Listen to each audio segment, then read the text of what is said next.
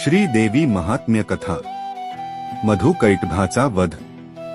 भगवान विष्णू क्षीरसागरात योग निद्रेत असताना मधु आणि कैट ह्या दैत्यांना मारण्यासाठी स्वतः ब्रह्मदेवाने जीचे स्तवन केले, त्या महाकाली देवीला माझा नमस्कार असो। त्या महाकालीने आपल्या 10 हातात खड्ग, चक्र, गदा, बाण, धनुष्य, परीघ, शूल, भुशुंडी, मस्तक व शंख धारण केले आहे। 3 नेत्र असलेल्या त्या देवीने शरीरावर दिव्य अलंकार धारण केले आहे। 10 मुखे व 10 पाय असलेल्या त्या देवीच्या शरीराची कांती नील मण्याप्रमाणे आहे, त्या चंडिका देवीला माझा नमस्कार असो। ग्रंथारंभी श्री गणेश, देवी सरस्वती, कुलदेवता व भगवती देवी यांना आम्ही नमस्कार करतो। हे गजानना, तू सर्वांना बुद्धी देणार आहेस, तू सर्व विद्यांचा 14 विद्या 64 कला यांचा नायक आहेस। सर्व लोक कार्यारंभी तुला वंदन करतात। त्रिपुरासुराचा वध करण्यासाठी भगवान शंकरांनी तुझे ध्यान केले होते। बळीराजाला पाताळात लोटताना वामनाने तुला ध्यानपूर्वक नमस्कार केला होता। सृष्टीची रचना करताना ब्रह्मदेव प्रथम तुझेच ध्यान करतात। शेषनागानेही पृथ्वीचा भार मस्तकावर धारण करताना तुझेच ध्यान केले होते। महिषासुराचा वध करण्यासाठी पार्वती मातेने तुझेच ध्यान केले होते। मोक्ष मुक्तीसाठी सिद्धाधिक तुझेच ध्यान करतात। विश्वावर विजय मिळवण्यासाठी कामदेव मदनही तुझेच ध्यान करतो। तुला आमचा साष्टांग नमस्कार असो। हे गणेशा, तू आम्हाला बुद्धी दे व आमच्याकडून देवी महात्म्य वदवून घे। हे ब्रह्मदेव कन्ये, शारदे देवी, तू सर्व विद्यांची स्वामिनी आहेस। तू ब्रह्मादिकांची जननी साक्षात ओंकार स्वरूप आहेस। तुला आमचा नमस्कार असो। हे महाविष्णू, तुझी कृपा झाली असता मुका मनुष्य ही वक्ता होतो, पंगू पांगळा ही पर्वत ओलांडून जातो, तुझ्या कृपेचे सामर्थ्य असे आहे। तुला आमचा नमस्कार असो। तू ब्रह्मदेवाच्या मुखावर सरस्वतीची स्थापना केलीस, त्यामुळे तो 4ही वेद बोलू लागला। तू शिवशक्ती, सूर्य, गणपती आहेस। तुला आमचा नमस्कार असो। श्री दत्तगुरु, वशिष्ठ, वाल्मिक, नारद, शुक इत्यादींना माझा नमस्कार असो। आता जिचा हा देवी महात्म्य ग्रंथ आहे, त्या आदिशक्ती देवीला मोठ्या भक्तिभावाने वंदन करून श्रीदेवी महात्म्य ग्रंथाला प्रारंभ करतो। कथा आहे प्राचीन काळातील, अगदी द्वापार युगातली। एकदा नैमिषारण्यात अनेक वर्षे चालणाऱ्या यज्ञासाठी शौनकादिक अनेक ऋषी एकत्र जमले होते। ते सर्वजण वेदविद्या जाणणारे होते। आयुर्वेद, धनुर्वेद, ज्योतिर्वेद, गांधर्ववेद या 4ही उपवेदाचे चांगले जाणकार होते। त्याचप्रमाणे वेदांत, न्याय, मीमांसा, तर्क, चार्वाक ही सहशास्त्रे, व्याकरण, सांख्य, योग, शिल्प, सूप, काम, कोप, वैद्यक, पातंजलयोग ही उपशास्त्रे यात ते सर्व जण मोठे प्रवीण होते। ते सर्व ऋषी पुराणिक सूत यांना म्हणाले, तुम्ही व्यासांचे शिष्य आहात। व्यासांनी भविष्योत्तर भागवत, मत्स्य, मार्कंडेय इत्यादी 18 पुराणे, त्याचप्रमाणे शिव, नरसिंह, गणेश, देवी इ 23 उपपुराणे तुम्हाला शिकवली आहेत। त्यांच्या कृपेने तुम्ही या सर्व पुराणात मोठे निपुण आहात। त्या व्यासांच्या कृपेने तुम्ही पुराण सांगता। आम्ही यापूर्वी तुमच्या मुखाने अनेक ग्रंथ ऐकले आहेत। आम्ही जे जे प्रश्न विचारले होते त्या सर्वांची उत्तरे तुम्ही दिली आहेत। यापूर्वी तुम्ही जे महात्म्य सांगितली ती ऐकून आम्ही अगदी तृप्त झालो आहोत। आता आम्हाला देवी महात्म्य सांगण्याची कृपा करावी। ओंकार स्वरूप आदिमाया अनंत शक्तीची स्वामिनी आहे। तिने अनंत अवतार घेऊन आपल्या भक्तांचे रक्षण केले आहे, आजही करीत आहे। महाकालीने भगवान विष्णूच्या देहापासून अवतार घेतला व विष्णूच्या हस्ते मधुकैट ह्या दैत्यांचा वध केला। हा देवीचा पहिला अवतार। ती अवतार कथा आम्हाला विस्ताराने सांगा। देवीने आणखी कोणकोणते अवतार घेतले त्या सर्व अवतार कथा आम्हाला ऐकण्याची इच्छा आहे। श्री व्यासांच्या कृपा प्रसादाने तुम्ही त्रिकालज्ञानी आहात, त्यामुळे तुम्ही हे सर्व सांगू शकाल।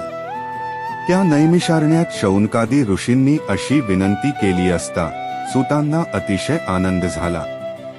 त्यांनी श्रीदेवी महात्म्य सांगण्यास प्रारंभ केला. सूत म्हणाले, आता तुम्ही मला जे विचारले तेच पूर्वी सर्व ऋषींनी मार्कंडेय ऋषींना विचारले होते. मार्कंडेयांनी सांगितलेली कथा मार्कंडेय पुराणात आली आहे. व्यासांनी ती कथा जशी सांगितली तशीच मी तुम्हाला सांगतो. ते तुम्ही शांतचित्ताने ऐका. हे देवी महात्म्य अत्यंत पवित्र असून त्याला सप्तशती असे म्हणतात. 700 महामंत्र असलेले हे महास्तोत्र वेदव्यासांनी सांगितले आहे. या 700 श्लोकांचे महात्म्य ब्रह्मदिकांनाही कळत नाही. या देवी महात्म्याचे मोठ्या श्रद्धेने जो पठण करील त्याला 4ही पुरुषार्थांची धर्मार्थकाम मोक्ष प्राप्ती होईल. सर्व कामना इच्छा पूर्ण होतील.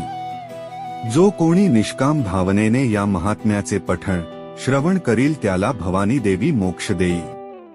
विशेषतः कृष्ण चतुर्दशी, कृष्ण अष्टमी किंवा नवरात्रात या देवी महात्म्य ग्रंथनाचे फळ फार मोठे आहे.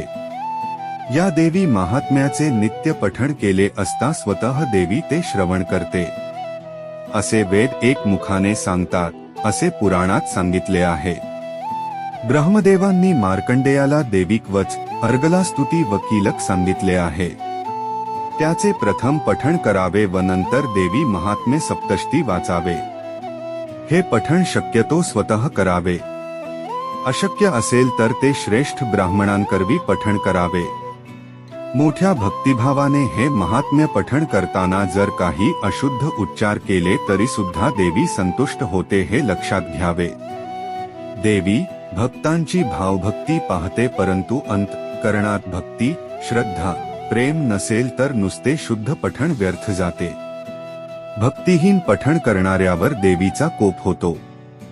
ब्रह्मा विष्णू महेश इत्यादी देवांनी कवचाची रचना केली आहे. त्याच्या केवळ पठणानेही सर्व पुरुषार्थांची प्राप्ती होते. श्री जगदंबार्पणमस्तु. श्री दुर्गा नवरात्री व्रताची कथा मराठी. बृहस्पती जी म्हणाले, हे ब्राह्मण, तू सर्वात बुद्धिमान आहेस, सर्वात श्रेष्ठ आहेस, ज्यांना सर्व शास्त्रे आणि 4 वेद माहित आहेत. अरे देवा, कृपया माझे शब्द ऐका. चैत्र, आश्विन आणि आषाढ महिन्यांच्या शुक्ल पक्षात नवरात्रीचे उपवास व उत्सव का केले जातात? अरे देवा, या उपवासाचे फळ काय?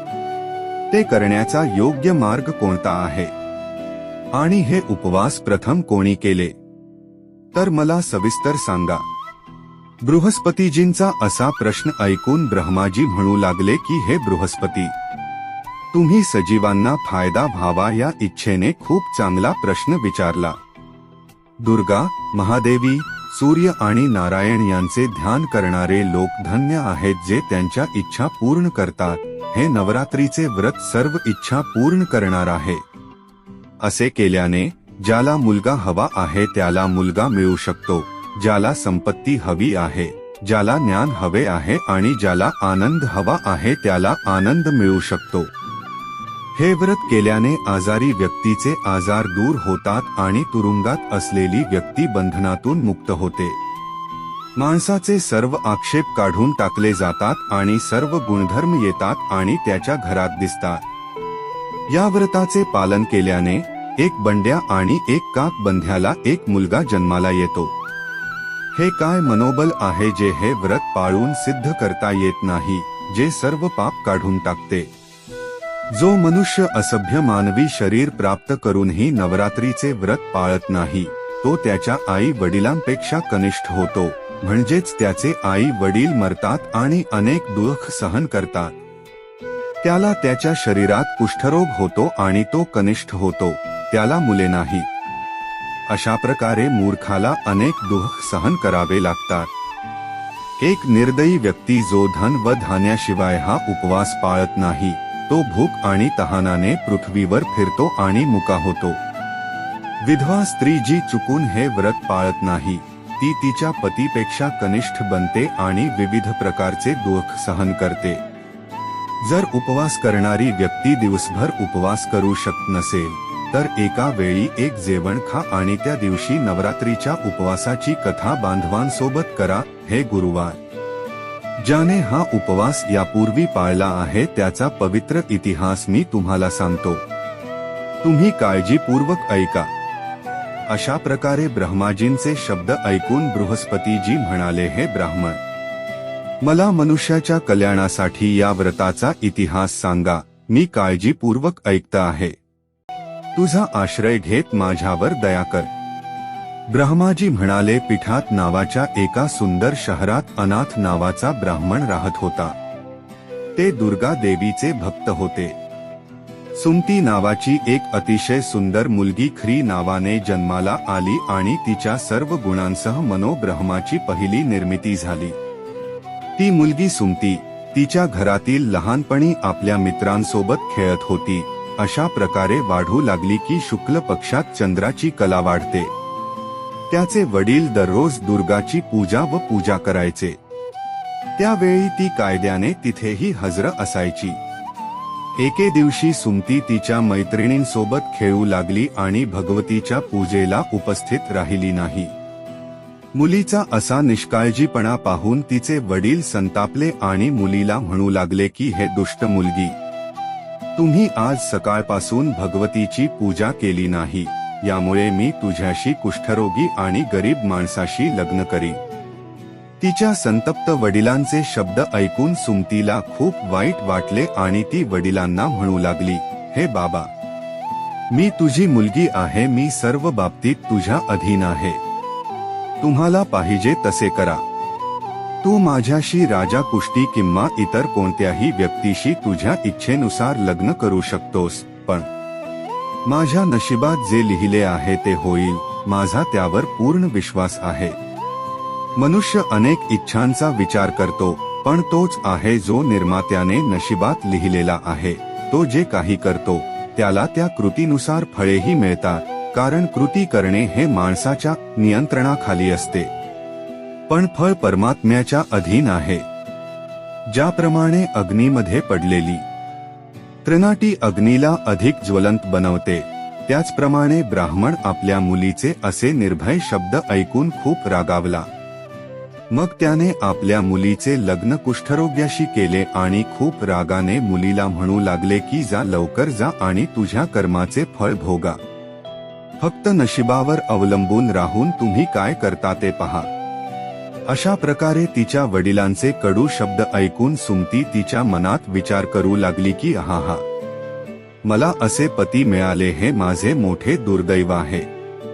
अशा प्रकारे तिच्या दुःखाचा विचार करून सुमती आपल्या पतीसह जंगलात गेली आणि भयानक दुःखाने त्या ठिकाणी मोठ्या वेदनांनी रात्र काढली. त्या गरीब मुलीची अशी अवस्था पाहून भगवती भूतकाळातील सद्गुणाचा प्रभाव घेऊन प्रकट झाली आणि सुमतीला म्हणू लागली की हे गरीब ब्राह्मण, मी तुमच्यावर आनंदी आहे. तुम्हाला हवे असलेले कोणतेही वरदान तुम्ही मागू शकता. जेव्हा मी आनंदी असतो तेव्हा मी इच्छित परिणाम देईन. अशा प्रकारे भगवती दुर्गाचे शब्द ऐकून ब्राह्मण म्हणू लागला, तुम्ही कोण आहात जे माझ्यावर प्रसन्न झाले आहेत ते सर्व मला सांगा आणि तुमच्या कृपेने माझ्या गरीब दासीला आशीर्वाद द्या. असे ब्राह्मणांचे वचन ऐकून देवी म्हणू लागली की मी आदिशक्ती आहे आणि मी ब्रह्मविद्या आणि सरस्वती आहे. हे ब्राह्मण, तुमच्या मागील जन्माच्या सद्गुणांचा तुमच्यावर परिणाम झाल्यामुळे मी खुश आहे.